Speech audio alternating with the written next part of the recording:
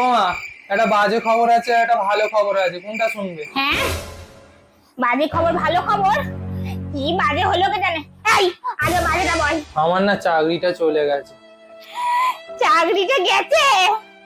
এ বাবা, ওই কালমুখী জবেটুকু তার জীবনে এসছে, তার জীবনটা একদম বরবাদ হয়ে গেছে।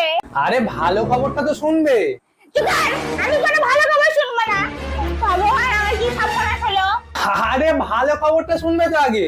আমি দাঁত বার করছিস কেন? এত বড় সর্বনাশ হলো তো দাঁত বার করছিস? বইয়ের সময় থেকে তো মাথাটা খারাপ হয়ে গেছে। কি বলি ভাই? আমি একটা নতুন চাকরি পেয়েছি, আগেরটার থেকে অনেক ভালো মাইনে, বুঝলে? বাহ বাহ, এটা খুব ভালো খবর। আসলে আমি সারাদিন ঠাকুরের কাছে প্রার্থনা করি, ধূপ ধুনো দিই, ওই জন্যই তো ভালো চাকরি। ও, যখন ছেলে চাকরি গেল তখন সবাই কালমুখীর দোষ, আর যখন ছেলে চাকরি পেলো তখন আমি ধূপ ধুনো দিয়ে ঠাকুরকে ডেকেছি, তাই পেয়েছি।